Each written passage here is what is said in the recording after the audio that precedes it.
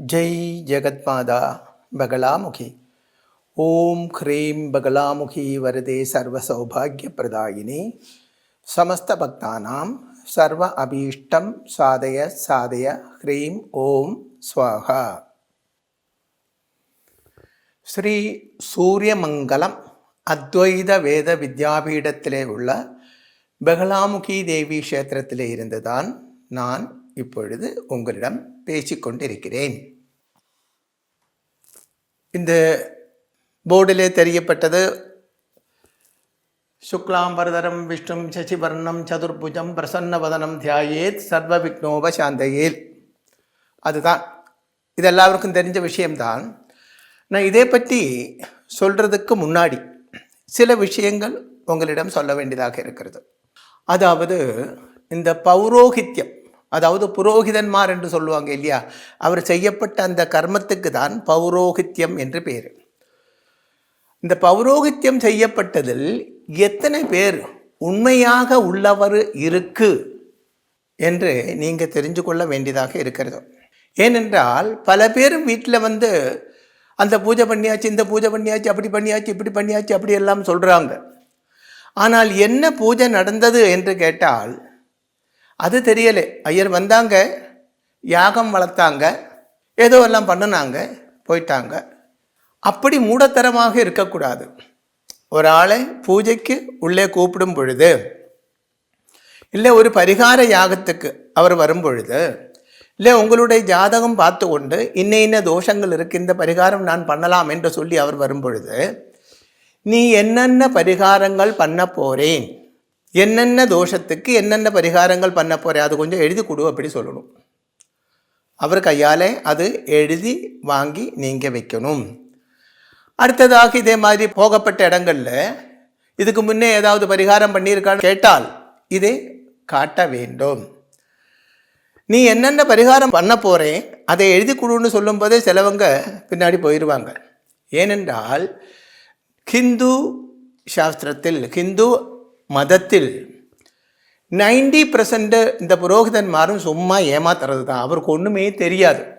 அவங்க தெரிஞ்சு ஏமாத்துறாங்களோ இல்லை அவங்களே ஏமாந்துருக்காங்களோ, எப்படி ஏமாந்து படிச்சிருக்காங்களோ என்பது தான் சந்தேகமாக இருக்குது. அந்த ஒரு விஷயத்துக்கு தான் நான் வரப்போகிறேன். இப்போது 2024 ஜூலை மாதம் 2nd வீக்கிலே நான் 2வது வாரத்தில் உங்களிடம் பேசிக்கொண்டு இருக்கேன். போன மாதத்தில், அதாவது போன மாதம் 2வது வாரத்தில் இதே மாதிரி, அதாவது ஒரு மாதம் முன்னாடி கோயம்புத்தூரில் இருந்தேன். பல பேருக்கு இப்படி ஜாதகம் பார்த்தேன். அப்படி கோயம்புத்தூரில் ஒரு சிட்டிங் இருந்தது, அங்கே இருந்தேன். அப்போது ஒரு ஆள் அவரோட சிஷ்யனுமாக உள்ளே வந்தார். அவரை பார்த்தா தெரியுது, ஒரு பிரௌட கம்பீரமாக இருக்கிறது பார்த்தாலெல்லாம் ஒரு ஆச்சாரியனோட லட்சணங்கள் எல்லாம் அவருக்கு இருக்குது. அப்படியெல்லாம் அவர் உள்ளே வந்தார். உள்ளே வந்துட்டு ஒரு ஜாதகம் கொடுத்தார். அப்போது அந்த ஜாதகத்துக்கும் அவருக்கும் சம்பந்தம் இல்லை. சாதாரணமாக எல்லாருக்கிட்டையும் கேட்கப்பட்ட ஒரு கேள்விதான், இது யாருடைய ஜாதகம், இதில் சொல்லப்பட்ட டேட் ஆஃப் பர்த், டைம் இதெல்லாம் கரெக்டா, இப்படி கேட்டதுக்கு அப்புறம்தான் ஜாதகத்துக்குள்ளே போகும். அப்போ இவரிடமும் கேட்டேன், இது யாருடைய ஜாதகம், இதுக்கு உங்களுக்கு அப்போ அவர் சொன்னார், என்னுடைய ஜாதகம் இல்லையே, இந்த ஜாதகத்துக்கும் உங்களுக்கும் சம்பந்தமே இல்லை, லக்னத்துக்கும் உங்களுக்கும் இது ஒத்து வரவில்லை. அப்போ அவர் சொன்னார், சுவாமி நீங்கள் சொன்னது 100க்கு 100 கரெக்டு தான், இது என்னுடைய ஜாதகம் அல்ல. இங்கே உங்களை பார்க்கணுன்னா வெளியில் இருந்து அப்பாயின்மெண்ட் வாங்கணும், ஒரு ஜாதகம் இருந்தால் தான் உள்ளே அவங்கள பார்க்க முடியும்னு சொன்னாங்க. ஏற்கனவே ஃபோன் பண்ணி சொல்லும்போதே அப்படி சொன்னாங்க, ஜாதகம் பார்க்குறதுக்கு மட்டும்தான் அப்பாயின்மெண்ட் கிடைக்கும் அப்படின்னு. அதனால நான் ஒரு ஜாதகத்தை, எனக்கு தெரிஞ்ச ஏதோ ஒரு டேட் ஆஃப் பர்த் ஒரு ஜாதகத்தை எடுத்துகிட்டு வந்தேன், இது என்னுடைய ஜாதகம் அல்லே. நான் கேட்டேன், அப்புறம் நீங்கள் எதுக்கு உள்ளே வந்தீங்க, சில விஷயங்கள் உங்களிடம் பேசணும். முன்னாடியே உட்காந்தாச்சு, உட்கார சொன்னேன், உட்காந்தாச்சு. அவர் விஷயம் சொல்ல ஆரம்பித்தாச்சு. அப்போ அவர் பேசுகிறதுக்கு முன்னாடி அவரோட சிஷ்யன் என்று சொன்னார். அந்த பையன் ஓவர்டேக் பண்ணி, இப்போ வந்த ஆளுக்கு ஒரு 30-35 வயசு இருக்கும், சிஷ்யன் என்று சொல்லப்பட்டவருக்கு ஒரு 25-30 வயசு இருக்கும்னு தோணுது. அப்போ அவர் சொல்ல ஆரம்பிச்சிட்டார், எங்களுடைய குரு, இவருடைய சிஷ்யன் தான் நான், இது எங்களுடைய குரு, எங்களுடைய குரு செய்யாத யாகங்களும் பூஜைகளும் கிடையாது. எல்லாவித யாகங்களும் பூஜைகளும் பண்ணுவாங்க. ரொம்ப ஃபேமஸான ஆள். நிறைய விஐபிகள் எல்லாம் இவருக்கு பக்தன்மாராக இருக்காங்க. இப்படின்னு நிறைய விஷயம் சொல்ல ஆரம்பித்தாச்சு. அப்போது அந்த குரு என்று சொல்லப்பட்டவன் அந்த சிஷ்யன்கிட்ட இரு அப்படி சொல்லிட்டு குரு பேச ஆரம்பிச்சுட்டார். அப்போ அவர் என்ன சொன்னார்னா, சுவாமி, நான் உங்களே பார்க்க வந்த விஷயம் சொல்கிறேன். நீங்கள் ஜாதகங்கள் எல்லாம் பார்த்துட்டு பரிகாரங்களும் பூஜைகளும் எல்லாம் பண்ண சொல்கிறீங்க இல்லையா? ஆமாம், தேவை இருந்தால் பண்ண சொல்லுவேன். அது நீங்கள் எங்களிடம் பண்ணுங்கன்னு சொல்கிறதில்லை, எங்கே வேணுமுன்னாலும் பண்ணிக்கோங்க அப்படித்தான் நீங்கள் சொல்கிறதாக கேள்விப்பட்டேன். ஆமாம், நான் அப்படித்தான் சொல்லுவேன். இங்கே வந்து பண்ணுங்க அப்படின்னு யாரிடையும் சொல்கிறதில்லை. உண்மையிலே அப்படித்தான். இங்கே ஜாதகம் பார்க்க வரப்பட்ட ஆளுகளிடம் ஜாதகம் பார்த்து பரிகாரத்தை சொல்லும் பொழுது அவங்க கேட்பாங்க எங்கே பண்ணணும். அப்போ நான் அவரிடம் என்ன சொல்லுவேன் என்றால், நான் டாக்டர், நீங்கள் பேஷண்ட்டு, உங்களுக்கு என்ன வியாதி, அந்த வியாதி உண்டாகுவதற்கு என்ன காரணம், இதுதான் இவ்வளவு நேரம் சொன்னேன். இப்போ இந்த எழுதி கொடுத்துருக்கப்பட்டது பரிகாரம், அதாவது அந்த வியாதிக்குள்ள மருந்து. வெளியிலே 1000 மெடிக்கல் ஸ்டோர் இருக்குது, நீங்கள் இது அங்கே வாங்கலாம். நாங்கள் ஒரு ஃபார்மசி வச்சுருக்கோம், வேணும்னால் இங்கேயும் வாங்கலாம், அது உங்களுடைய விருப்பம்தான். இப்படித்தான் எல்லாருக்கிட்டையும் சொல்கிறது இல்லாமல் இங்கே வாங்க இங்கே பூஜை பண்ணுங்க அப்படி ஒன்றும் யாருக்கிட்டையும் சொல்கிறது கிடையாது. அப்போ இவருக்கு அது கேள்விப்பட்டிருக்கு, அதாவது முன்னாடி இங்கே வந்து பார்த்தவர் யாரோ இவர்கிட்ட சொல்லியிருக்கான்னு தான் எனக்கு தோணுது. அப்போ இவர் சொன்னார், சுவாமி, நீங்கள் அந்த பரிகாரங்களை எங்களுக்கு அனுப்பி கொடுங்கோ. இவர் சொல்கிறார், நீங்கள் அந்த பரிகாரங்களை எங்களுக்கு அனுப்பி கொடுங்கோ, நான் அந்த பரிகாரங்களெல்லாம் நாங்கள் பண்ணுறோம். நாங்கள் ஒரு 18 பேர் இருக்கப்பட்ட ஒரு குழு இருக்குது, பௌரோகித்தியம் பண்ணுறோம். நாங்கள் பெரிய பெரிய கும்பாபிஷேகங்களெல்லாம் எடுத்து பண்ணுறோம். சடங்கில் இருந்து சாவு வரைக்கும் உள்ள சகல விஷயங்களும் நாங்கள் பண்ணுறோம். இப்படியெல்லாம் இவன் சொன்னான். எனக்கும் ரொம்ப இரிட்டேஷனாக இருக்குது இவனோட இந்த பேச்சுவார்த்தைகள் கேட்கும் பொழுது. அப்போது அவரோட கூட உள்ள அந்த சிஷ்யன் சொன்னார், எங்கள் குரு 108 கலசத்தை வச்சுட்டு ஒரு யாகம் பண்ணும். அப்பா, என்ன பெரிய யாகம் தெரியுமா அப்படின்னு சொன்னார். அப்போ நான் கேட்டேன், 108 கலசம் வச்சு என்ன யாகம் பண்ணுவீங்க? சகல தோஷத்துக்கு உள்ள யாகம் பண்ணுவேன் அப்படின்னு அவர் சொன்னார், அந்த குரு என்று சொல்லப்பட்டவன். ஓகே, 108 கலசம் வச்சு யாகம் பண்ணுறீங்க. ஒரு யாகம் என்று சொன்னால் அதில் தேவன்மாரையோ தெய்வங்களையோ ஆவாகனம் பண்ணித்தானே பண்ணுவீங்க? ஆமாம், அவர் சொன்னார். சரி, அப்போ இந்த 108 கலசம் வச்சு பண்ணப்பட்ட இதில் நீங்கள் எந்த தேவனை ஆவாகனம் பண்ணுவீங்க, எந்த மந்திரம் ஹோமம் பண்ணுவீங்க, எந்த சமித்து ஹோமம் பண்ணுவீங்க அப்படியெல்லாம் கேட்கும் பொழுது அவன் முழிக்க ஆரம்பித்தாச்சு. அல்ல, அது நம்ம ஜெனரலாக எல்லாத்தையும் சமூலமாக ஆவாகணும் அப்படி இப்படியெல்லாம் சொல்லியாச்சு. எனக்கும் கோபம் வர ஆரம்பிச்சிடுச்சு. நான் சொன்ன சிம்பிளாக ஒரு விஷயம் உங்கள்கிட்ட கேட்குறேன். நீங்கள் ஒரு பூஜை ஆரம்பிக்கும் பொழுது, இப்போ வந்தாச்சு, இப்போ நான் உங்களை கூப்பிட்டாச்சு, நீங்கள் வந்தாச்சு, ஒரு பூஜை ஆரம்பிக்க போகிறோம். அந்த பூஜை ஆரம்பிக்கும் பொழுது ஃபஸ்ட்டிலே நீங்கள் சொல்லப்பட்ட மந்திரம் எது? இதுக்கு என்ன சந்தேகம்? இதே மந்திரம் சொன்னார், சுக்லாம்பரதரம் விஷ்ணும் சசிவர்ணம் சதுர்புஜம், இந்த மந்திரத்தை அவர் சொன்னார். அப்போ நான் கேட்டேன், நமது ஹிந்து வேத சாஸ்திர பிரகாரம் ஒரு கர்மம், அதாவது ஒரு செயல் ஆரம்பிக்கும் பொழுது யாரே நினைக்க வேண்டும் என்று சொல்லியிருக்கிறது. முக்கியமாக இந்த வைதிக பூஜை விஷயத்தில் சந்தேகம் என்னை விநாயகரை தான் அப்படின்னு அவர் சொன்னார். அப்போ இந்த மந்திரத்துக்கு தேவன் யார்? விநாயகர் தான் அவர் சொன்னார். அதாவது சுக்லாம்பரதனம் விஷ்ணும் சசிவர்ணம் சதுர்புஜம் பிரசன்னவதனம் தியாயேத் சர்வ விக்னோப சாந்தையே, இந்த மந்திரத்துக்கு விநாயகர் தான் தேவதை என்று அவன் சொன்னான். நீங்கள் கவனிச்சிங்களா? நான் அவன் அவன் அவன் என்று தான் சொல்கிறாங்க தவிர அவர் என்று சொல்லவில்லை. ஏனென்றால் எனக்கு அறிவில்லாததுனாலே இல்லை, அறிவுள்ளவனே தான் நம்ம மானிக்கணும். ஏமாற்றப்பட்டவனை மானிக்க வேண்டிய அவசியம் இல்லை, அவனை அவனன்னு தான் சொல்ல வேண்டும். எனக்கு ரொம்ப கோபம் வந்துருச்சு. நான் சொன்னேன், நீ தப்பாக புரிஞ்சு வச்சிருக்கே, நீ செய்கிறதெல்லாம் தப்பு, நீ ஏமாத்துற உலக ஜனங்களே மட்டுமல்ல தெய்வத்தை ஏமாத்திட்டு இருக்கு. உன்னை உள்ளே அலோ பண்ணப்பட்டவனுக்கு தான் முதல்ல அடி கொடுக்கணும் அப்படியெல்லாம் சொல்லி எனக்கு ரொம்ப கோபம் வந்துருச்சு.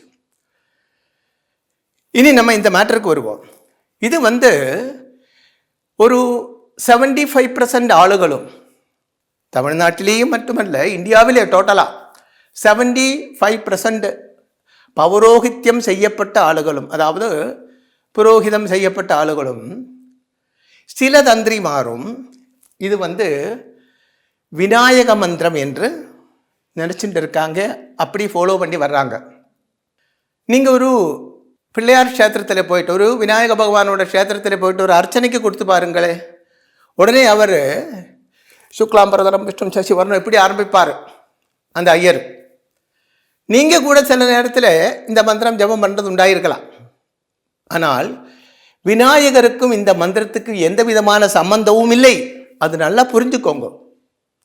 சுக்லாம்பரதரம் என்ற இந்த மந்திரத்துக்கும் விநாயகருக்கும் எந்த சம்பந்தமும் கிடையாது. இந்த மந்திரத்தில் யார் தேவதை என்று முதல்ல தெரிஞ்சிருக்க வேண்டிய, இது ஒரு மந்திரமே அல்ல. சுக்லாம்பரதரம் என்று சொல்லப்பட்டது ஒரு மந்திரமே அல்லை. மந்திரம், ஸ்லோகம், பிரார்த்தனை, அதாவது வேண்டுதல், இப்படி 3 விதத்திலே இருக்கு. ஒன்று மந்திரம், ஓம் நம சிவாய, அது மந்திரம். சிவனே காத்துக்கொள்ள வேண்டுமே, அது பிரார்த்தனை. மகாதேவனோட விப்ரத்தோர் விகுடாரம் மிருகமபயவரோ சுப்ரசன்னோ மகேஷா சர்வா அலங்கார தீப்த சரசிஜ நிலையோ வியாக்ர சர்மாத்த வாசா தேயோ முக்தாபராகா மிருத ரச கலிதாத்ரி பிரப பஞ்சவக்ர திரட்ச கோடீர கோடி கடித துகுணரோ சிஷ்கலா துங்கமௌலி. இது ஸ்லோகம். இது மகாதேவனோட அந்த ரூபத்தை வர்ணிக்கப்பட்ட தியான ஸ்லோகம் அப்படின்னு சொல்லுவாங்க. அப்போ மந்திரம் வேறு, பிரார்த்தனை வேறு, ஸ்லோகம் வேறு, இப்படி 3 விதத்தில் இருக்கிறது. அப்போ இது மந்திரம் என்று எல்லாரும் சொல்லுவாங்க, மந்திரமே அல்லை. இதில் யார் தேவதை என்று சொல்லி எந்த மந்திரமாக இருந்த, இப்போ சிவனுக்கு ஓம் நம சிவாயா, ஓம் நமோ நாராயணாயா, ஓம் க்ரீம் உமாயை நம. பாருங்கோ, எந்த தெய்வத்துக்காக இருந்தாலும் அந்த மந்திரத்தில் அந்த தேவதையோட பேரு வரும். தியானம் அந்த தேவதையோட ரூபத்தை வர்ணிக்கிறது, இப்படி இருக்கு அப்படின்னு. அதே மாதிரி மந்திரத்தில் அந்த தேவதையோட பேரு வரும். இந்த மந்திரத்தில் தெய்வத்தினுடைய பேர் இருந்தும் மூடத்தரமாகவே இவங்க விநாயக மந்திரம் என்று ஜபம் பண்ணிட்டு இருக்காங்க. நமக்கு இந்த ஒவ்வொரு லைனோடைய அர்த்தத்தை பார்க்கலாம். சுக்லாம்பரதரம், அதுக்கு என்ன அர்த்தம் தெரியுமோ? சுக்லவர்ணம் அப்படின்னா வெள்ளை கலர் அப்படின்னு அர்த்தம். ஒயிட் கலர், அதுக்கு தான் சுக்லவர்ணம் அப்படின்னு சொல்றது. சுக்லாம்பரம் அப்படின்னா வெளுத்த வஸ்திரம் அப்படின்னு அர்த்தம். அம்பரம் என்றால் ஆகாசம் என்றும் அர்த்தம் உண்டு. வஸ்திரம் இந்த ஆடை இல்லையா, அப்படியே அர்த்தம் உண்டு. இங்கே சுக்லாம்பரதரம் அப்படின்னா வெளுத்த வஸ்திரம் தரிச்சிருக்கு. சுக்லாம்பரதரம் தரிச்சிருக்கு, வெளுத்த வஸ்திரம் தரிச்சிருக்கு. யாரு? விஷ்ணு. யாரு தரிச்சிருக்கு? விஷ்ணு. சுக்லாம்பரதரம் விஷ்ணு பகவான் வெள்ளை வஸ்திரம் தரிச்சிருக்கிறது. ப்ளஸ் சசிவர்ணம் அப்படின்னு சொன்னால் சந்திரனோட வர்ணம். இங்கே நிறைய பேருக்கு கன்ஃபியூஷன் உண்டாகிறது உண்டு. விஷ்ணுன்னு சொன்னால் நீல கலரில் தானே இருக்கும், சசிவர்ணம்னு சொன்னால் சந்திரனோட வர்ணம் அது எல்லோ கலர்ந்த ஒயிட் அதுதானே, அப்படியெல்லாம். கிருஷ்ணாவதாரத்தில் கிருஷ்ண பகவானுக்கு அந்த நீல வர்ணம் வந்துருச்சு. அது காளி தேவியோட சாநித்தியம், அது வேற கதை, இங்கே சொல்ல விரும்பலை. அந்த காலத்தில் இருந்து தான் விஷ்ணு பகவானுக்கு நீலவர்ணம் என்று கற்பனை பண்ண ஆரம்பித்தது. அப்போ இந்த மந்திரத்தில் சொல்லப்பட்டது விஷ்ணு பகவானுக்கு சசிவர்ணம், சந்திரனோட நிறம். சசிவர்ணம் சதுர்புஜம், 4 கைகள், சந்திரனோட நிறத்தில் 4 கைகளுடன். பிரசன்ன வதனம், சிரிச்ச முகம். பிரசன்ன வதனம் அப்படின்னா புஞ்சிரிச்ச முகம், புஞ்சிரிப்பு, புன்னகை உள்ள முகத்தோடு கூடி. தியானிக்கிறது அப்படின்னா சிந்திக்கிறது, விசாரிக்கிறது. தியாயேத் சர்வ விக்னோப சாந்தையே, அதாவது மனசுக்குள்ளே விஷ்ணு பகவானே வெள்ளை வஸ்திரம் கட்டி சசிவர்ணத்தில் 4 கைகளோடு கூடி நான் தியானிக்கிறேன். எதுக்கு? சர்வ விக்னோபசாந்தி, எல்லா விக்னங்களும் மாறி போகிறதுக்காக நான் தியானிக்கிறேன், நான் நினைக்கிறேன், மனசால நினைக்கிறேன் என்று மட்டும்தான் அர்த்தம். அப்போ பாருங்கோ, ஜனங்கள் இது விக்னேஸ்வர மந்திரம் என்று தப்பாக புரிஞ்சு கொள்வதற்கு என்ன காரணம் என்றால், சர்வ விக்னோபசாந்தி, விக்னோபசாந்தையே, விக்னோபசாந்தி, ஓ அப்போ விநாயகன் தான், விக்னங்கள் மாற்றப்பட்டது விநாயகன் தானே அப்படி நினைப்பாங்க. ஏன் விக்னம் மாற்றத்துக்கு விநாயகனுக்கு மட்டும்தான் பவர் இருக்கா? எல்லா தெய்வங்களுக்கும் அது முடியும். அப்போ இது ஒரு பிரார்த்தனை தான், சிம்பிளான ஒரு விஷயம். இந்த சிம்பிளான விஷயத்தை கூட கரெக்டாக தெரிஞ்சு வைக்காதவன் எப்படி ஒரு ஆச்சாரியனாக இருக்க முடியும்? எப்படி ஒரு புரோகிதனாக இருக்க முடியும்? முதல்ல ஒரு மந்திரம் படிக்கும் பொழுது அந்த மந்திரத்துக்கு ரிஷி யார், தேவதை யார், அதோட சந்தஸ், அதாவது எப்படி ஜபம் பண்ணும் என்று சொல்லக்கூடிய அந்த ரீதி, ஜப ரீதி, அதுதான் சந்தஸ். எல்லாத்துக்கும் மேலே அந்த மந்திரத்தினுடைய அர்த்தம் புரிஞ்சிருக்க வேண்டும். அர்த்தம் இல்லாமல் ஜபம் செய்யப்பட்ட மந்திரங்கள், அதாவது அர்த்தம் தெரிஞ்சு கொண்டு அல்லாமல், அர்த்தம் தெரிஞ்சு கொண்டு இருந்தால் மட்டும் போராது, பக்தியும் இருக்க வேண்டும். இல்லாமல் ஜபம் பண்ணப்பட்ட மந்திரங்கள் எல்லாம் அர்த்தமில்லாத வெறும் ஓசைதான் இப்படின்னு வேத சாஸ்திரங்கள்லேயே சொல்லியிருக்கிறது உண்டு. அப்போ நல்லா புரிஞ்சுக்கோங்க, எப்பவும் உங்கள் வீட்டுக்கு ஒரு ஆள் ஜாதகத்தை பார்த்துட்டோ அல்லாமலோ, இப்போ ஒரு கணபதி ஹோமத்துக்கு வரோம், ஒன்றும் கேட்க வேண்டியதில்லை, பண்ணிட்டு போட்டோம். ஆனால் பரிகாரத்துக்கென்று ஒருவன் ஒரு பூஜை பண்ணும் பொழுது என்ன தோஷத்துக்கு என்ன பரிகாரம் பண்ண போகிறீங்க, அது கொஞ்சம் எழுதி கொடுங்கோ அப்படி நீங்கள் சொல்ல வேண்டும். அப்போவே இந்த ஏமாற்றக்கூடியவன் தான் வர்றது என்றால் அவன் கொஞ்சம் ஆடி போயிடும்.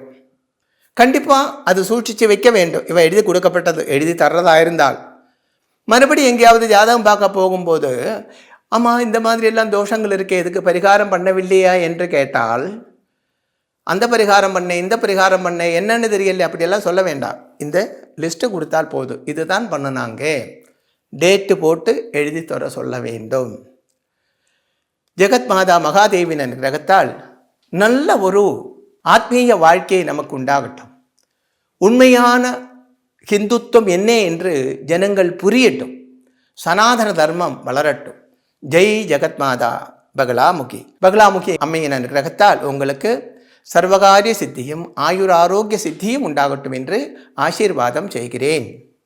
ஸ்ரீ சூரியமங்கலம் அத்வைத வேத வித்யாபீடத்தில் தாந்திரீக பூஜைகளில் சிறந்து விளங்கும் பல ஆச்சாரியர்களால் அமாவாசை மற்றும் பௌர்ணமி நாளன்று சிறப்பு யாகங்கள் நடைபெறுகின்றன. இந்த யாகங்களில் கலந்து கொள்வதன் மூலம் அன்னை ஸ்ரீ பகலாமுகி தேவியின் அருளால் நம் சர்வதோஷங்களும் நீங்கி சகல சௌபாகியங்களும் நம்மை பரிபூரணமாக வந்தடையும். ஸ்ரீ சூரியமங்கலம் அத்வைத வேத வித்யாபீடம் ஜோதிடம், பிரசன்னம், வாஸ்து, தாந்திரீக பூஜைகள் மற்றும் வேத யாகங்கள் செய்திட தொடர்புக்கு 7305442299 7305442299.